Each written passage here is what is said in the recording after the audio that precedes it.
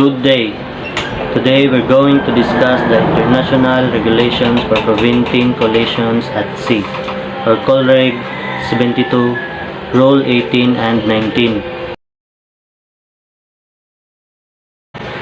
Rule 18. Responsibilities between vessels. Except where Rules 9, 10, and 13 otherwise require, a power-driven vessel underway shall keep out of the way of a vessel not under command, a vessel restricted in her ability to maneuver, a vessel engaged in fishing, a sailing vessel. A sailing vessel underway shall keep out the way of a vessel not under command, a vessel restricted in her ability to maneuver, a vessel engaged in fishing. A vessel engaged in fishing when underway shall, so far as possible, keep out of the way of a vessel not under command, a vessel restricted in her ability to maneuver. Any vessel other than a vessel not under command or a vessel restricted in her ability to maneuver shall, if the circumstances of the case admit, avoid impeding the safe passage of a vessel constrained by her draft, exhibiting the signals in Rule 28. A vessel constrained by her draft shall navigate with particular caution, having full regard to her special condition. A seaplane on the water shall, in general, keep well clear of all vessels and avoid impeding their navigation. In circumstances, however, where risk of collision exists, she shall comply with the rules of this part. A weak craft, when taking off, landing, and in flight near the surface, shall keep well clear of all other vessels and avoid impeding their navigation. A weak craft operating on the water surface shall comply with the rules of this part as a power-driven vessel. On this picture shows that a power-driven vessel underway keeps out the way of a vessel not under command. A power-driven vessel underway keeps out of the way of a vessel restricted in her ability to maneuver. And this picture shows that a power-driven vessel underway keeps out of the way of a vessel engaged in fishing. And this picture shows that a power-driven vessel underway keeps out of the way of a sailing vessel. Understanding and complying with the rules, the above are to be committed to memory and applied when meeting any of the name of type of vessels, except the situation is within a TSS or a narrow channel, or if in a overtaking situation arises. Then the rules named above would take precedence if they so require. So good day everyone, my name is Day Cadet Sir Sinubiko, and especially to you sir. Good day Sir Captain. Rule 18, responsibilities between vessels. The sailing vessel is required to keep out of the way of the vessel restricted in her ability to maneuver. Sailing vessel underway. A sailing vessel underway shall keep out of the way of a vessel engaged in fishing. Vessel constrained by her draft. A vessel constrained by her draft shall navigate with particular caution, having full regard to her special condition. Sailplanes of the water. A sailplane of the water shall in general keep well clear of the vessels and avoid impeding their navigation. In circumstances, however, where risk of collision exists, she shall comply with the rule of the Part 2. Weak craft talking of landing. A weak craft with talking of landing and in flight near the surface shall keep well clear of the all over vessels and avoid impeding their navigation. Weak craft operating on the water surface. A weak craft operating on the water surface shall comply with the rules of this Part D as a power-driven vessel. A power-driven vessel underway shall keep out of the way of a vessel not under command, a vessel restricted in her ability to manoeuvre, a vessel engaged in fishing, and a sailing vessel. The rule then goes on to say, a sailing vessel underway shall keep out of the way of a vessel not under command, a vessel restricted in her ability to manoeuvre, a vessel engaged in fishing. Further, a vessel engaged in fishing when underway shall, so far as possible, keep out of the way of a vessel not under command and a vessel restricted in her ability to manoeuvre. Any vessel other than a vessel not under command or a vessel restricted in her ability to manoeuvre shall, if the circumstances of the case admit, avoid impeding the safe passage of a vessel constrained by her draft, exhibiting the signals in Rule 28. A vessel constrained by her draft shall navigate with particular caution, having full regard to her special condition. So that part then slots in a constrained by draft vessel underneath a not under command vessel and a restricted inability to manoeuvre vessel, but above, in priority terms, a fishing vessel, a sailing vessel and a power-driven vessel. The signals prescribed in Rule 28 are a day shape of a black cylinder and at night time 3 red lights in a vertical line.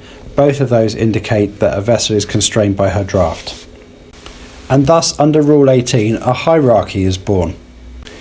Here we can now clearly see a list of those vessels that have an order of priority. Not under command and restricted inability to manoeuvre are at the top of the list because everybody needs to give way to them because they cannot move. One for an exceptional circumstance and the other because of the nature of their work. Then we all have to give way to a vessel constrained by her draft, the reason being that she can't move out of the way because she would run aground. Then we give way to a fishing vessel because fishing vessels will be hampered by their gear and their area that they're taking up will be larger than the vessel itself because of their fishing gear. Next in the list, power-driven vessels, the most manoeuvrable of all vessels, have to give way to sailing vessels because sailing vessels aren't as manoeuvrable as a power-driven vessel. A seaplane on the water shall, in general, keep well clear of all vessels and avoid impeding their navigation. In circumstances, however, where risk of collision exists, she shall comply with the rules of this part. What that means is, seaplanes should never get in the way of a vessel that can only travel on the water. However, if there is a risk of collision, she's a vessel propelled by her machinery, so she would obey the rules of this part as if she was a power-driven vessel. That means she would obey a crossing situation, a head-on situation, the overtaking rule, give way and stand on vessels, and this hierarchy that's under Rule 18. A wing in ground craft shall, when taking off, landing and in flight near the surface, keep well clear of all other vessels and avoid impeding their navigation. A wing in ground craft operating on the water surface shall comply with the rules of this part as a power-driven vessel. A wing in ground craft is a special type of plane that has to fly close to a surface in order to work. So these planes fly just above the surface of the sea. When they're in flight, they have to keep out of everybody's way. However, just like a seaplane, when they're operating on the water, they obey the rules as if they were a power-driven vessel. Let's take a closer look at the shapes and signals that identify these vessels then. Hello everyone, I am John Karan from Rule 19 conduct of vessel and restricted visibility. This rule applies to vessel not is a right of one another when navigating in our near an area of restricted visibility. Every vessel shall produce at a safe speed adapted to the prevailing circumstances and condition of restricted visibility. A power-driven vessel shall have her engine ready for immediate maneuvering. Every vessel shall have due regard the prevailing circumstances and condition of restricted visibility when complying with the rules of section of this part.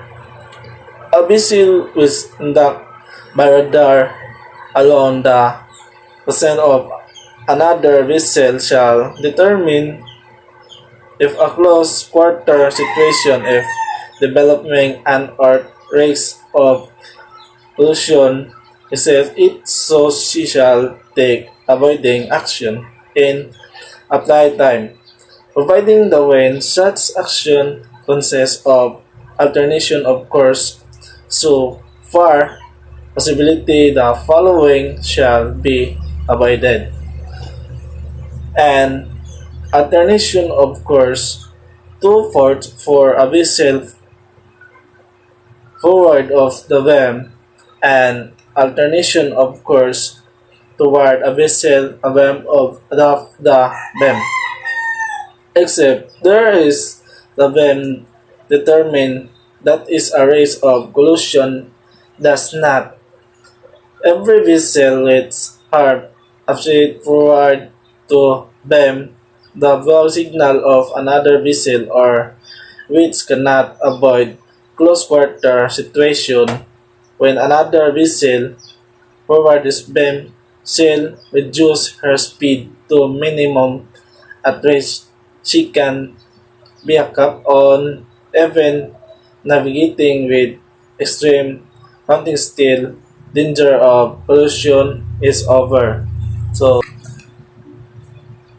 in our near an area of restricted visibility, Rule 19, in an area of restricted visibility or near an restricted visibility. Whether in a near an area of restricted visibility, this vessel must give the sound signal of Rule 25. Safe speed, Rule 19, factors with determine maintaining safe speed. Open sea with total of no traffic. In narrow waters with high traffic vicinity and termination of a traffic separation, stream or not, pilot vessel and vicinity. In area with fishing vessel, fissure, rough, ice, etc., vessel at anchor, maneuvering characteristic of one vessel, type of radar use. Rule 19 conduct of vessel in restricted visibility. Safety speed, Rule 19, and safety speed is a speed adapted to the prevailing circumstances and conditions of restricted visibility. Rule 6 also deals with safe speed and applied to every vessel in any condition of visibility. Visibility, safe speed, Rule 19, safe speed versus moderate swarm.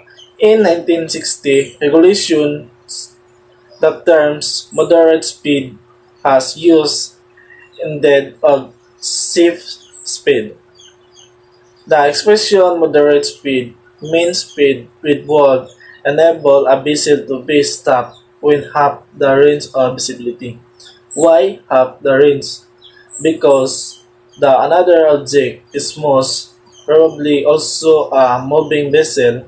This definition may sometimes still be used by the court. Biko, Rule 19 conduct vessels in restricted visibility. Compliance with the rules of Section 1. Relevant rules of Section 1. So the first one is maintain a proper lookout. Rule 5. Proceed at a safe speed. Rule 6. Use of available means to determine if risk of collision exists. Rule 7. Take a proper avoiding action. Rule 8. Use radar correctly. Rule 7b. Use maneuvering capabilities of use efficiently and navigate with a caution on narrow channels and fairways and traffic separation schemes. Rule 9 and 10. Direction by radar alone. So Rule 19 states that a vessel which defects by radar alone, the presence of another vessel shall determine if a close quarters situation is developing an or a race of collision assess. So, detection by radar alone means A. Not seeing her visually, B. Not hearing by fog signals. So, detection by radar alone avoid alternation of course to port of a vessel forward of the beam other than of the vessel being overtaken. It thus mandatory to alter course to starboard in meeting of the crossing situation between vessels not a sight of the another. Avoid alternation of course toward a vessel, a beam of a barb to beam. Detection by radar alone and alteration of the course in either direction of permitted with a vessel approaches from astern. In the particular overtaking situation, both ship by alter course in both direction. In restricted visibility, Rule 13, overtaking does apply if race collision assess both vessels not in sight of the another most taken avoiding and according in Rule 19. Fog signal apparently forward the beam. When a fog signal in the heard forward of the beam, a risk of collision assess. Rule 19A applies to very wide vessel. Even if the vessel has detected of the other one of the hair radar, fact that a fog signal is heard and that a risk of collision still exists means. So the first one A, that the distance between the two vessels and another the close quarters limit in strictly visibility between 2 or 3 miles. B, that the vessel and or your own vessel has not taken avoiding action in due time. The vessel are the required by Rule 19 E to reduce their speed to bear steerage way. Fog signal apparently forward of the beam. Never wait too long to take avoid action. Not to wait until fog signal apparently forward of the beam. Never wait too long to take avoiding action. Do not wait until the other ship is so close that you can hear fog signal. Always keep in mind that some ships may not give the prescribed fog signals, especially when they only really on their radar. So it is the deceiving and very dangerous to notice that some OOW are reluctant to give sound signals in restricted as well as in clear visibility. Thank you.